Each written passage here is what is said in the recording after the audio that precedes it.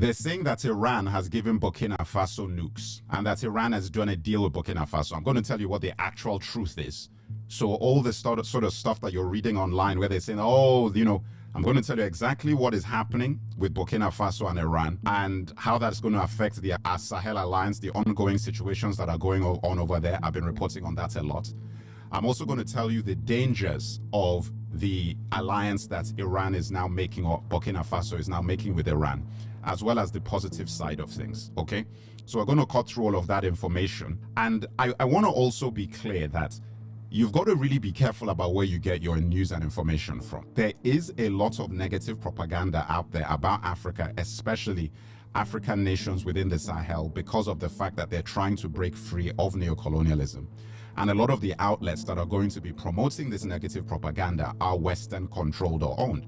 And you have to remember that even the search engine that you use, Google, is a Western search engine. Like, you know, this is not a search engine owned by Africans. So you have to be very careful about the information that you're getting out there, because I saw this posted all over the place that Burkina Faso, like Iran is giving Burkina Faso nukes.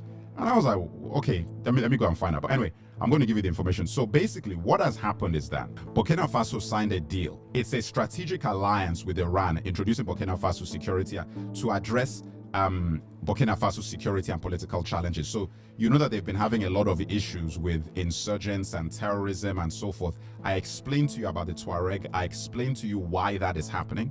The video is on my channel if you do not understand the terrorist issues that are occurring in the Sahel. So, as I said in the video about the Tuareg and the Sahel Alliance being under attack, you know, Ukraine's involvement in the situation, I explained to you that since 2011, 2012, things have had, and there's been an uptick in terrorist activity in the Sahel region for reasons that I explained in that video. And since then, those nations turned to France in order to support, to deal with the terrorist threat. So France sent troops, they had their military bases there, they increased their presence, and so did the United States, saying that they were trying to help African nations.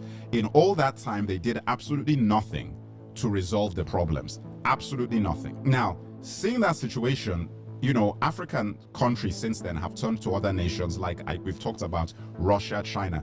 But the country we've not really said anything about is Iran, you know. And Iran is now a player in this whole situation, and that's been sort of going under the radar to a degree.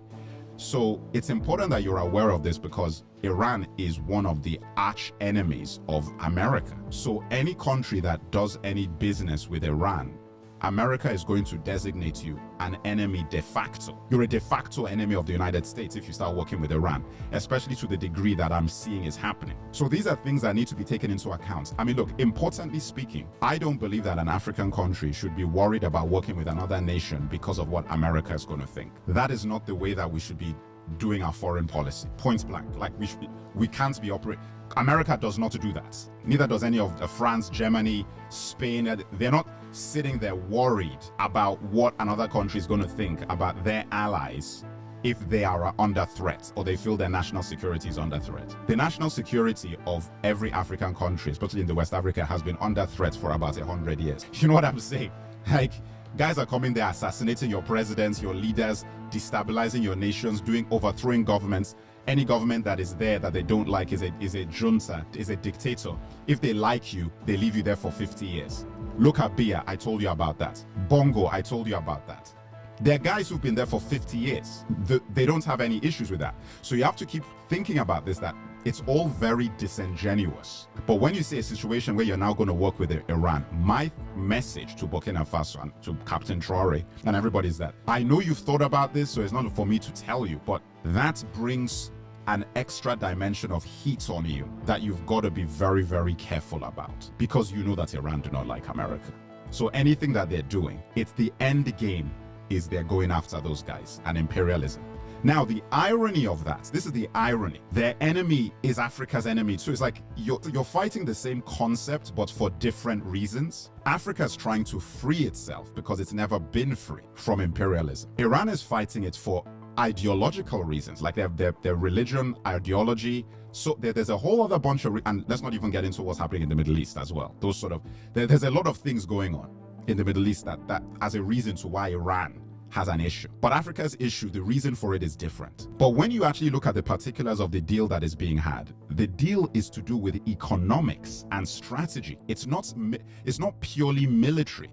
That is where the negative propaganda comes into play. The partnership reflects it's a thing about technical assistance, economic assistance, political and strategic influence, like we've talked about already. Of course, that is a factor. This is all very recent because this was done like in October 2023. So this is when the deal actually happened, which is the reason why a lot of people may not even be aware of it, because it's just it's barely a year old and it's sort of been going under the radar. But I want to explain something to folks. Even though we talk a lot about the ups and downs in Africa, I don't want you to misconstrue my videos as Africa is a dangerous place and you shouldn't come back. I want to speak now to all the people in the diaspora, whether you're in France, America, the UK, Germany, the Caribbean, Haiti, all over, all the Africans all over the world. Really, really think about coming back to Africa. Really think about building bridges. Really think about visiting.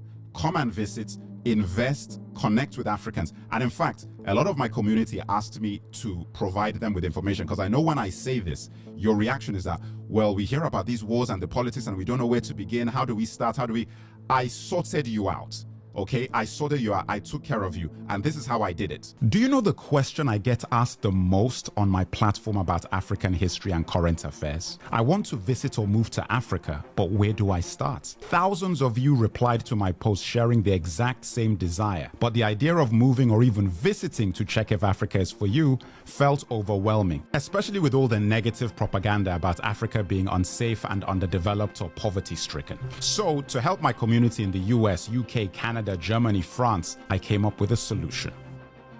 Pay attention. Here is the Back to Africa Handbook, a 60-page simple guide to jumpstart your plans to visit or move to Africa. It covers everything from advice on travel, accommodation, cost of living, healthcare, safety, schools, citizenship pathways, and my personal tips as a native African. It's released on October 1st as a digital ebook direct from me to your inbox, with a 50% discount for those who sign up now. The link is in my profile bio wherever you're watching this. Burkina Faso doing deals with Iran is not a bad thing in terms of diversifying your allies. We don't know what the future is going to hold, and we know that the Western Bloc is collapsing fast. We know that the number of groups and factions that are rebelling against Western control are numerous. I'm not like sitting here talking about, oh, this it's not really about that. It's basically about employing the same mentality that Western nations employ for survival.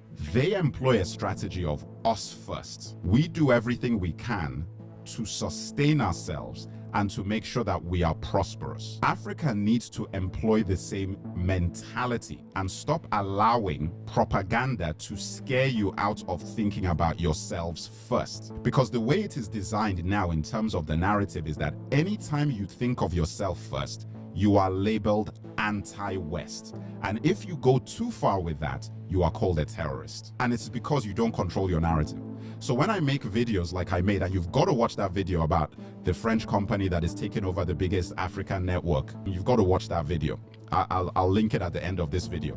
That is a big deal for these reasons, because if you don't control your own media networks, when you're trying to make big decisions, you don't have the power to create your own propaganda.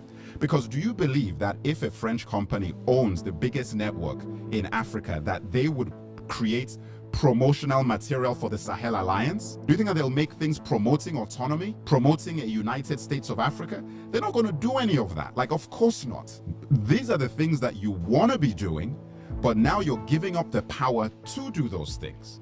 So therefore, when people like Captain Traore, Assimi Goïta, General Tiani, and all of these guys are fighting for their lives to secure a new alternative to ECOWAS with the Sahel Alliance, creating the Sahel Passport, which I commented about, you don't have an official media network promoting that, supporting that, putting out material and news reports and documentaries and information and films and TV shows promoting the ideologies behind those sort of moves, so that young people do not see them as enemies, do not see them as lunatics, do not see them as the bad guys. They see them as heroes, so that it makes it harder for you to target those guys and demonize them. That is what is important. That's what matters. You've got to think about this, the whole ball of wax, when we have these conversations, people. This is not rocket science. But because we're not conditioned to be smart about these things, that is why we end up in the scenarios that we're in, where you have absolutely no control and then you spend your time whining and complaining about censorship. That is the listen, for everybody who's on my newsletter, if you're watching this on my newsletter on alkebulan.media, that is why this is such a beautiful place to be, because if you're on alkebulan.media, you are getting this video. There is no algorithm, nothing. So you are seeing this as long as you open the email. If you're on my YouTube channel or you're any of the, it's if it happens to come across your table. There is no guarantee that you're seeing my messages. So the newsletter for me is just the beginning, because we will create our own platforms. That is where we're going to go. But it starts with consolidation and the mentality, changing the mentality. Because when I report on something like this Iran thing, the part of my issue with this is that it is dangerous because of the negative propaganda that is already being put out about it. Because what is going to happen now is that the United States and the UK have to now start considering designating Burkina Faso as a terrorist nation. I'm just being real. Like, if I was them, that's what I'll be thinking about. I'm like, how do we create a situation where we can designate these countries terrorists? Because if Iran does a deal with Burkina Faso and it goes well, other African nations will be incentivized to do deals with Iran. And then all of a sudden, you might have 10, 20 African nations in league with Iran. What are you going to do? Blow up all of Africa? Then you're in trouble. You see what I'm saying? That is where we're at now, because if I'm the G7, if I'm NATO, that is literally what I'll be sweating about. That, my goodness, how do we stop this? Because the last thing we need is for it to be a fruitful relationship. Let alone, you've already almost lost the battle with Russia, because everybody's looking at, wait a minute, everybody is doing business with China. They seem to be doing well. Have you seen what they've done in Senegal? Go to Senegal and see what these guys have built, China has built over there. Like, this stuff is positive. So the reality is that you see, I don't want to go too far in this video. I don't want to go too far in this video, guys. I don't want to go too far in this video, but you see, everything is layered. It's layered. If you had control of your media, when China goes and does good things in Senegal, builds amazing infrastructure, you would then make propaganda shows. You would then make documentaries and films depicting how amazing that is and broadcast that to other African countries. So then every African country will see that and say, come and build for us. Come and build for us. Because we've had France and UK and USA in our countries for decades. They didn't build this for us. Germany has been here for decades. They didn't build this for us. Please come. We want that same hospital we saw in Dakar. We want the same one here. That same thing that we saw, that road that we're saying, we want the same over here. Those schools, we want those. Those hospitals, we want those. That's what starts happening when you are controlling your own propaganda. When you have no control over it, of course nobody's going to talk about this. I mean, you just have a bunch of guys on YouTube and social media whinging, talking about, oh, our voices are being taken, nobody can hear us, and they keep, this is what they, them, they, all the they. What about you? What about us? What are we doing? Stop the they. I don't want to hear about they and them.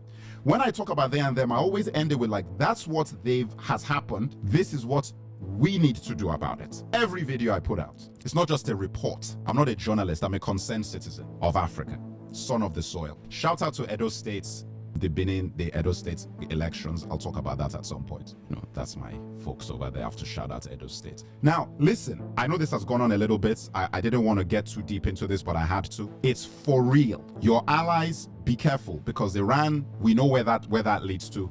Be very, very careful, because people are already pushing out that negative stuff. The next thing you know, there's going to be some attack somewhere in the West. They're going to trace the culprits all the way to Iran, and then they said that they were training in Burkina Faso. That's where they came from. Let alone, you might even find some black people to do it and pose as Burkina Faso people who attack some interest of the West somewhere, and then they said that we've got to send troops into Burkina Faso, you know, for national security.